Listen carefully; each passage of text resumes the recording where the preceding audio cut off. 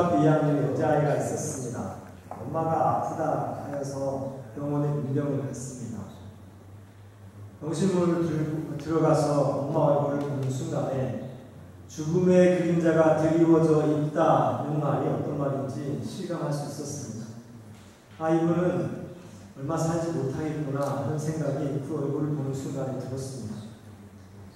문병을 사람을 향해서 악수도 청할 수 없을 만큼, 그렇게 손 하나 들 수 없을 만큼 힘없이 침상에 누워서 끙끙 앓고 있었습니다. 어렵사리 그 엄마를 문병하고 기도하고 병실을 밖으로 나왔습니다. 엄마의 병명이 궁금했습니다. 때마침 그 앞을 지나가는 주치의를 만났는데 주치의가 한 말은 엄마의 병명이 에이즈라고 이야기했습니다. 덧붙여서 이야기하기를 지금 상태가 너무 심각해서 아마도 몇 개월 살지 못할 것이라고 그렇게 덧붙여 이야기했습니다. 가슴이 무너져 내렸습니다. 그 어린 초등학교 2학년 여자아이가 그 젊은 엄마를 잃는다는 말을 듣는 순간에 가슴이 덜컥 내려앉았습니다. 그런데 그 아빠가 그 순간에 병원 밖에서 안으로 들어오고 있었습니다. 그 아빠를 보는 순간 저는 더 큰 절망에 빠져버렸습니다. 그 아빠는 하반신이 없는 상체만 있는 장애인이었습니다. 두 손으로 목각을 잡아서 손으로 걷는 상황이었습니다. 레베카에는 5살 된 남자 동생이 있었습니다. 이 젊은 엄마가 지금까지 날품 팔아서 레베카의 동생을 교육하고 그 아빠도 먹여 살리는 상황이었습니다.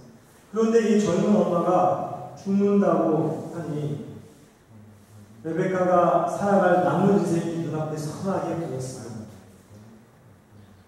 그 엄마를 문병하고 사역지로 돌아오는 40여 분 동안 차 안에서 엉엉 울었습니다. 곁에 같이 동석했던 선교사님이 계셨음에도 불구하고 눈물이 그치지 않았습니다. 그렇게 엉엉 울면서 내 인생을 생각하게 되었습니다.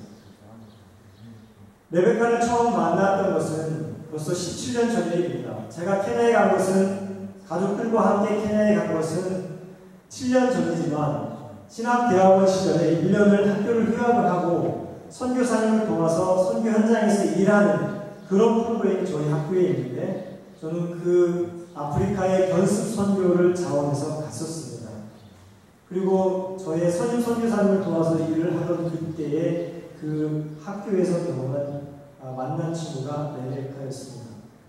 그때까지만 해도 저는 선교사가 되겠다고 하는 생각은 제 인생에 1%도 없었습니다. 단지 아프리카에 간 것은 가서 고생해보고 싶었고 그 고생의 경험이 내가 앞으로 목회를 할 때 큰 도움이 될 거라고 하는 그 기대감에 저는 아프리카를 선택했던 것입니다. 그런데 아프리카에서 만났던 그 어린 아이들의 눈망울 그리고 바닥 인생을 살고 있는 서민들의 삶을 보면서 선교사로서의 도전을 하기 시작했습니다. 레베카는 저에게 도전을 준 첫 사례였습니다. 그렇게 사역지로 돌아오면서 엉엉 울며 드는 생각이 내가 이런 아이들을 위해서 내 인생을 한번 바쳐본다면 그 인생이 얼마나 의미가 있고 값지겠는가. 그리고 내가 한번 내 인생 한번 헌신하면 이렇게 절망 속에 있는 아이들을 얼마나 많이 구할 수 있을 것인가 하는 생각이 들기 시작하면서 선교사에 대한 도전을 받았던 것입니다. 우리가 인생을 살면서 우리 안에 생각할 것은 내가 어떻게 인생을 살아야 하나님 앞에 기쁨 누리는 인생을 살 수 있을 것이며 어떻게 살아야 내가 이 세상을 떠나는 그 순간에 내 인생을 돌아보았을 때 후회가 없겠는가. 늘 이것을 물어야 되고 거기에 적절하게 우리의 삶으로 응답하며 살아야 합니다. 그때야 비로소 우리는 우리 삶에도 만족할 수 있고 하나님께도 온전한 기쁨을 드릴 수 있습니다. 오늘 우리가 읽었던 본문에 보면 인생에 실패한 대표적인 모델이 등장합니다. 한 부자가 있었습니다. 이 부자가 사업에 큰 성공을 했습니다. 농사를 지었던 사람이죠. 16절, 17절 보면 한 부자가 그 밭에 소출이 풍성했습니다. 심중에 생각하여 이르되 내가 곡식 쌓아둘 곳이 없으니 어찌할까. 지금까지 수년, 10수년 아니면 수십 년을 농사를 지어왔습니다. 사업을 해온 것이지요. 그런데 지금까지는 거두어들인 곡식을 저장할 만한 창고가 있었습니다. 그런데 올해는 그 어느 때와 비길 수 없을 만큼 넉넉한 엄청난 곡식을 수확을 하게 되었습니다. 그 많은 수확을 하고 보니까 지금까지 사용했던 그 창고가 너무 적었어요. 그래서 이 부자가 생각하기를 내가 이 많은 곡식을 쌓아둘 곳이 없는데 어떻게 할까 생각하다가 이제는 내 올해 공간을 헐고 더 크게 지어서 내가 수확한 모든 것을 여기에 쌓아두겠다고 생각을 했습니다. 여러분, 여기까지는 문제가 없었습니다. 누구나 다 생각할 수 있는 것이고 사실 바람직한 것이죠. 왜냐하면 내가 거둬들인 그 많은 곡식, 내가 성공해서 버는 그 많은 돈, 안전하게 창고에 저장하고 안전하게 어카운트에 넣어두는 일은 누구나 할 수 있는 일입니다. 문제가 되지 않습니다. 그런데 그렇게 했던 이 부자의 인생의 목적이 문제가 되었습니다. 19절 말씀을 보시면 18절 보실까요? 19절입니다. 또 내가 내 영혼에게 이르되 영혼아 여러 해 쓸 물건을 많이 쌓아두었으니 평안히 쉬고 먹고 마시고 즐거워하자. 이것이 이 부자가 가진 인생의 목적이었습니다. 그 많은 곡식을 창고에 저장해 두고 평안히 쉬고 먹고 마시고 즐거워하자. 이것이 이 부자가 사업에 성공한 남은 인생 동안 살아가고자 하는 인생의 목표였습니다. 하나님은 그 목표를 보시고 이 부자를 꾸짖으셨습니다. 20절 말씀입니다. 하나님은 이르시되 어리석은 자야. 어리석은 자야. 그렇게 인생의 목표를 나는 많이 벌었으니까 평안히 먹고 마시고 쉬면서 즐거워하겠다 이렇게 생각하는 부자에게 이 어리석은 놈아라고 하나님께서 책망을 하셨습니다. 인생의 목적이 잘못되었기 때문이죠. 인생을 살아가는 데는 극단적으로 두 가지 인생이 있습니다. 하나는 하나님께 대하여 부유한 인생이고요. 다른 하나는 하나님께 대하여 가난한 인생이 있습니다. 오늘 이렇게 부자가 살았던 인생이 하나님께 대하여 가난한 인생입니다. 26절을 보면 우리 주님께서 그렇게 말씀하십니다. 자기를 위하여 재물을 쌓고 하나님께 대하여 부유하지 못한 자가 이와 같은 자라. 자기를 위하여 재물을 쌓아두는 자, 자기를 위하여서만 재물을 쌓아두는 자, 곧 하나님께 대하여 부유하지 못한 자입니다. 그러면 어떤 사람이 하나님께 대하여 부유한 자일까요? 자기만을 위해서 재물을 쌓아두는 사람이 아닌 사람. 다시 표현하면 다른 사람을 위해서, 하나님 나라를 위해서, 선한 일을 위해서 재물을 쌓아두는 사람이 하나님께 대하여 부유한 자라고 오늘 예수님께서 우리에게 말씀하십니다. 그렇다면 여러분은 어떻습니까? 여러분이 지금까지 살아오신 인생은 하나님께 대하여 부유한 인생입니까? 지금까지 어떻게 살아왔든 문제되지 않습니다. 그렇다면 지금부터 하나님 나라에 갈 때까지 여러분이 살아가고자 하는 여러분의 인생 목표, 여러분이 꿈꾸는 삶, 이것은 과연 하나님에 대하여 부유한 인생입니까? 우리는 이것을 늘 인생의 화두로 삼고 묻고 하나님께 대하여 부유하기 위해서 할 수 있는 최선을 다해 노력하고 한 걸음 한 걸음 인생을 살아가야 합니다. 그때야만이 우리가 인생을 끝날 때 돌아본 우리 인생에 후회가 없을 것이고 하나님 앞에 갔을 때에도 잘했다고 칭찬받는 종이 될 것입니다. 주변을 돌아보면 여러분의 도움을 필요로 하는 사람이 수없이 많이 있습니다. 가까이 캐나다 안에도 많이 있고요. 조금 더 시각을 넓게 보면 전 세계에 수없이 많은 사람들이 그 도움을 필요로 하고 있습니다. 그 도움이 없이는 스스로 삶을 살아갈 수 없고 스스로 절망에서 일어날 수 없는 그런 무능력한 상태에, 열악한 상태에 있는 사람들이 이 세상에 수없이 많이 있습니다. 전 세계 70억의 인구가 있다 합니다. 그 70억의 인구 중에 10억 이상의 사람들이 하루 1달러 미만의 수입으로 인생을 살아갑니다. 한 달에 30달러 수입으로 살아가죠. 케냐가 그런 나라 중에 하나입니다. 물론 빈부차가 극심해서 케냐에 가면 부자는 우리가 상상할 수 없을 만큼 부자입니다. 제가 저의 삶과 비교를 해봐도 저의 삶은 비교가 되지 않는 그런 삶을 부유하게 사는 케냐의 부자들도 있습니다. 그럼 단지 전체 인구 중에 1%, 0.1%, 그 정도의 사람들만 그렇게 부하게 살 뿐이고 나머지 사람들은 지금도 여전히 하루 세끼 먹기 힘들고 가난에 허덕이고 배울 공부 제대로 못하면서 그렇게 살아가는 것이 케냐 사람들의 현실입니다. 케냐에는 45개의 부족이 있습니다. 이 부족들은 각자가 자기 문화를 가지고 있고 자기 언어를 가지고 있습니다. 그래서 케냐는 영어를 공통으로 사용하고 국가 언어는 스와힐리어입니다. 오늘 학교나 문구 강화회에 주님 당신 같은 분 없습니다. 이런 고백을 우리 아이들이 했는데 스와힐리어 외에도 각 부족이 사용하고 있는 부족어가 있어요.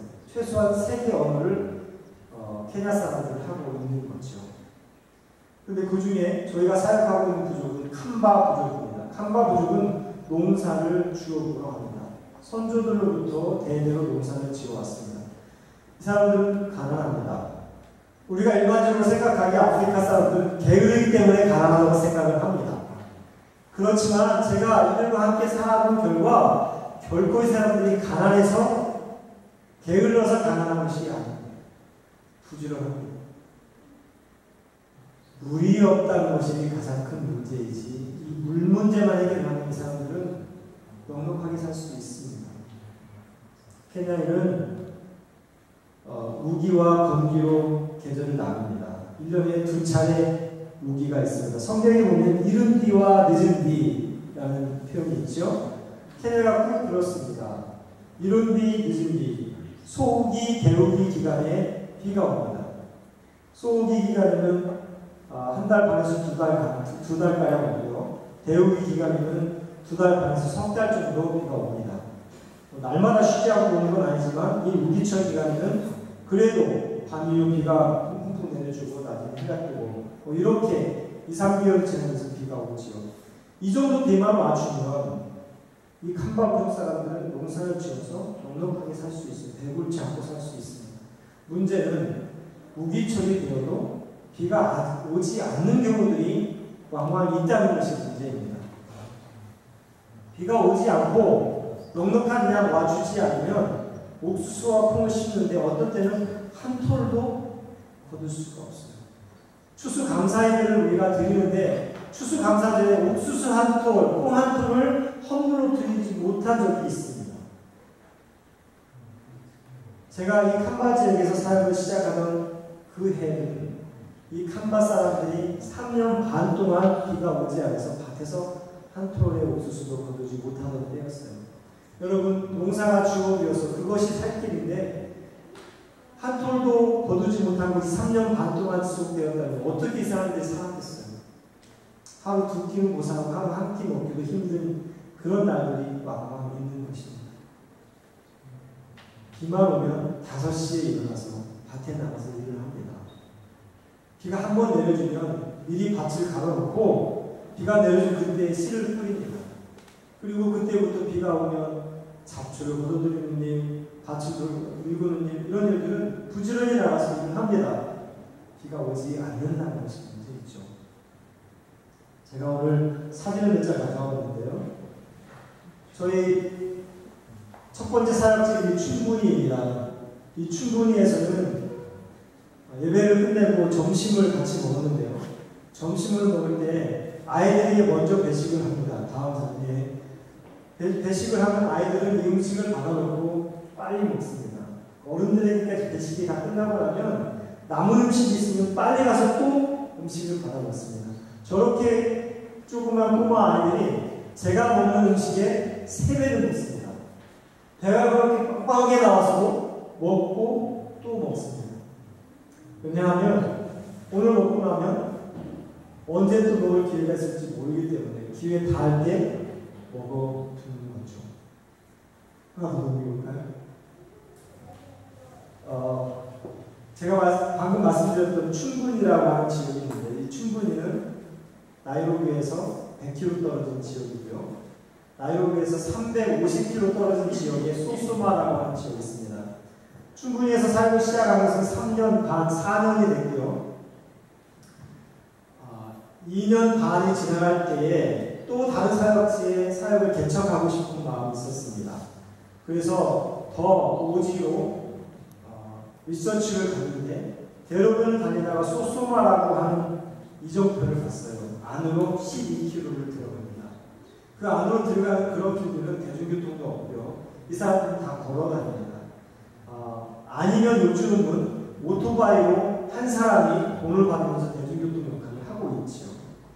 12km로 들어간다는 그 이정표를 보는데 마음이 왠지 들어가 보고 싶었어요. 그래서 그 안에 소소마를 들어갔는데 소소마를 들어가서 처음 봤던 곳이 이 학교였어요. 학교에 들어가면 저렇게 작은 건물이 몇 개 있는데 여기가 교무실입니다. 하나 더 배워볼까요? 여기는 이들이 공부하는 교실이에요. 이보다 괜찮은 교실 2칸이 있고 나머지 2칸 교실이 이렇게 생겼습니다. 8학년까지 8반이 있는데 교실이 4개 있고요. 그 중에 2개는 이렇게 생겼습니다. 나머지 다른 학생들은 교실 없이 밖에서 애들 공부를 하는 거죠. 8반 선생님이 몇 명이 필요합니까? 8명이 필요하죠. 그런데 교장 선생님을 포함해서 선생님이 5명 있었어요. 그러면 한 선생님이 2 학년을 동시에 가르칩니다. 한 교실에서 한 번은 15분 동안은 이쪽 학년을 가르치고 다른 15분은 또 이쪽 학년을 가르치고 그렇게 가르치는 거예요. 교장 선생님하고 이야기를 하는데 교장 선생님이 저에게 도전을 해왔어요. 이런 데는 선교사가 와서 사역하면 정말 좋은 장소다. 우리를 좀 도와다오. 교실도 좀 지어주고 또 선생님도 좀 후원해주고 그래서 우리 아이들이 바로 배우고 잘할 수 있도록 좀 도와줬으면 좋겠다고 교장 선생님이 저에게 그렇게 부탁을 해왔어요. 한 번 본다고 무조건 내가 사역을 시작하겠다고 할 수 있는 일은 아닙니다. 왜냐하면 한 번 사역을 시작하면 그 사역지에 대한 책임을 져야 되기 때문에 한두 달 도와주다가 못 도와주겠다고 등 돌릴 수 없지 않습니다. 한 번 도와주기 시작하면 한 번 사역을 시작하면 뭔가 결과가 나올 때까지 계속 해야 되는 일이기 때문에 저 개인적으로도 그것이 가능한 일인지 생각해야 되고 또 그것을 준비해야 됩니다. 그런데 결정적으로 사역을 해야 되겠다고 도전을 받았던 이유는 이 마을에 교회가 없었습니다. 교회가 없어서 교회를 가고 싶으면 20km를 걸어가야 하고요. 그것 때문에 과거에 믿었던 사람들도 교회를 나가지 못하는 경향이 있습니다. 특별히 이 소소마에서 더 가면 소말리아가 나옵니다. 소말리아가 나오기 전에 케냐 땅인데도 소말리 부족들이 살아가는 그런 땅이 있어요. 그 땅은 소말리아예요. 다 소말리 사람들이 사는데 99%는 무슬림입니다. 소소마에서부터 가면 갈수록 무슬림이 강세해서 선교사들이 들어가서 사역하기도 쉽지 않아요. 그곳에서 순교한 선교사님들도 적지 않습니다. 총에 맞아 죽고요. 무슬림들이 핍박당해 죽고요. 이런 경우들이 왕왕 있습니다. 이 소소마 지역은 무슬림과 기독교가 접전하는 접전지예요. 이런 곳에 교회도 없고 모스크도 없는 곳에 선교사가 먼저 들어가서 교회를 지으면 그래서 복음을 뿌리면 그것이 기독교 마을이 되는 것이고 무슬림이 먼저 들어와서 모스크를 짓고 코란을 전하면 무슬림 마을이 되는 겁니다. 교회가 없다는 말을 듣고 도전을 받았습니다. 하나님이 저를 여기에 부르신다는 확신이 생겼습니다. 그래서 그때부터 이 소소마에서 사역을 시작을 했습니다. 한번 넘겨보실까요? 여기는 소소마 학교의 아이들이 점심을 먹는 장면인데요. 이렇게 보면 굉장히 그 땅바닥에서 모래바닥에서 먹는 점심 참 안타까워 보이잖아요. 이 아이들에게는 이 한 접시의 옥수수와 콩이 있으면 그것으로 행복입니다. 이것이 케냐 사람들이 먹는 주식 중에 하나인데 기대리라고 하는 주식인데요. 이거 하나 하면 아이들은 행복이에요. 아이들 지금 이 아이는 신발 신지 않고 있고 저 위에 아이는 신발 신지 않고 있고 사람은 보이지 않는데 반만 조금 보이네요. 그 아이 신발 신지 않고 있어요. 수수마에 오는 학생이 120명인데 최소한 70명은 신발을 신지 않고 옵니다. 그만큼 삶이 영악한 거죠. 어느 날은 학교를 갔는데 점심시간이었어요. 그런데 점심을 먹었던 흔적이 없습니다. 아이들은 적십자에서 주는 원조를 받아서 점심을 영양주를 먹었습니다. 근데 적십자에서 정규적으로 후원을 하는 것이 아니었기 때문에 영양주를 한번 받아서 그것을 다 먹고 나면 다시 어디에선가 원조를 받기까지는 그 텀이 있어서 그 동안에는 먹지 않는다는 거예요. 점심에 갔는데 점심을 먹은 흔적이 없어서 교장님에게 점심을 먹었느냐고 물었더니 안 먹었다는 거예요. 그래 제가 가니까 아이들이 한 70여 명이 저희 이렇게 쭉 모여왔어요. 제가 아이들에게 물었습니다. 너희들 점심 먹었냐? 안 먹었다는 거예요. 선교사가 참 어리석은 질문이 있어요. 안 먹었다는 걸 제가 이렇게 물었습니다. 학교에서 죽을 주지 않으면 너희가 도시락을 싸와야지 왜 안 싸고 이렇게 쌩으로 굶고 있는 거냐 제가 이렇게 물었어요. 그랬더니 몇 명이 그 순간에 공창을 했어요. 하프난 차프난 일반이 우리 집에도 곡식이 없습니다. 음식이 없습니다. 이렇게 답변을 하는 것이었어요. 하루에 점심은 굶는 거고요. 보통 케냐 사람들은 아침에 차이 한 잔, 점심에 간단한 밥, 그리고 저녁에 아주 거한 저녁 식사 이렇게 세 번을 먹는데 이것은 부유하게 건강하게 사는 사람들의 삶이고 농사가 안 돼서 곡식이 없을 때는 하루에 3끼 아니라 2끼도 먹기 힘든 때가 있습니다.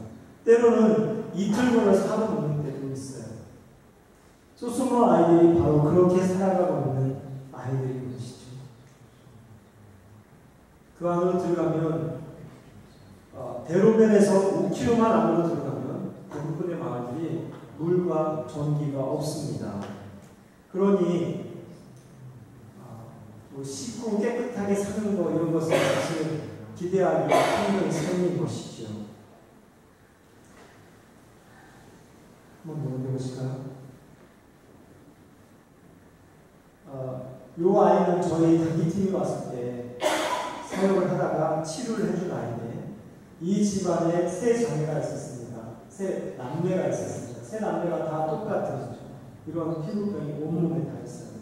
이런 것이 생겨도 병원 갈 여력이 없고 약 살 여력이 없어서 이대로 그냥 퉁퉁 앓고 있는 거죠.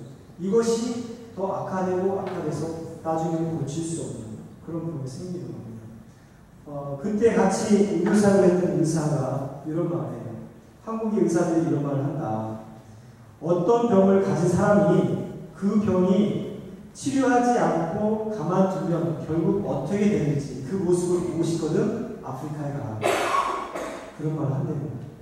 왜냐하면 한국에 있는 사람, 캐나다에 있는 사람, 미국에 있는 사람들은 어디가 아프면 제때 병원에 가서 치료를 하기 때문에 그 병이 어떻게 악화되는지, 악화돼서 결국은 어떤 모습이 되는지 볼 수 없다는 거죠. 그런데 아프리카에 가면 그 병을 치료할 수 없어서 그냥 묵혀두는 사회가 많기 때문에 아프리카에 가면 그 병의 나중 결국이 어떤지를 볼 수 있다는 거예요. 그것이 실제 아프리카의 현장입니다. 넘겨볼까요? 사실 여러분 이따 기회가 있으면 보고요. 저런 아이들, 내가 아픈 줄 알지만 병원비가 없어서 병원에도 못 가고 병원은 고사하고 병원까지 갈 차비가 없어서 못 가는 아이들이 실제 아프리카 현장에 있습니다. 한 번은 단기 성교팀이 와서 사역을 하는데 피터라고 하는 아이가 눈 한쪽이 이렇게 푹 남았어요. 염소하고 양을 치다가 애가 뒷바닥에 넘어졌는데 공교롭게도 넘어지면서 눈을 돌멩이에 부딪힌 겁니다. 그때 바로 그 마을에 있는 조그마한 병원, 우리로 말하면 보건소 같은 데를 갔는데 그곳에서 추천해주기를 큰 병원에 빨리 가서 치료를 받아라 라고 추천을 했어요.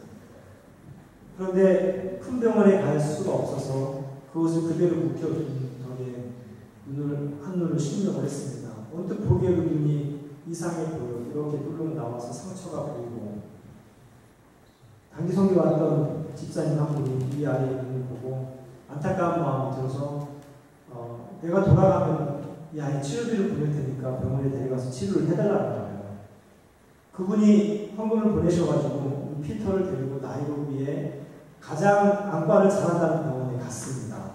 그런데 의사가 하는 얘기가 너무 늦게 와서 지금은 손을 쓸 수가 없고 치료가 불가능하다 이야기를 하는 겁니다. 너무 늦게 왔다는 얘기 듣고 제가 물었어요. 이 정도의 상처면 그럼 얘가 바로 왔으면 고칠 수 있었겠냐? 물었더니 그 의사가 하는 얘기가 잘은 모르지만 이 정도 상처면 바로 왔다면 고쳤을 수도 있을 것이다. 그렇게 이야기를 하더라고요. 왜 피터의 부모들이 피터를 큰 병원에 가서 고쳐야 된다는 것을 몰랐어요. 가서 큰 병원에 치료받을 치료비를 보상하고 나이로비까지 나갈 차비도 없는 것이 그들의 삶이기 때문에 그렇게 알면도 불구하고 알면서도 한눈을 실명할 수밖에 없는 그런 현실이 아프리카의 현실인 것이죠. 그곳에 우리가 교회를 개척해서 복음을 전하고 있고 또 도울 수 있는 일들은 그 안에서 우리가 돕고 있는 현실입니다. 지금 보이는 장면은 저희 교회의 예배 장면인데 이곳에 저희가 교회를 개척을 했어요. 지금 1년 2개월이 지나가고 있습니다. 처음에 소수마에 사역을 시작할 때 소수마 학부형회에서 이곳에 와서 사역을 해주시면 우리가 이 앞에 땅을 드릴 테니까 거기에 교회도 지으시고 거기에 미션 베이스를 삼아서 미션을 시작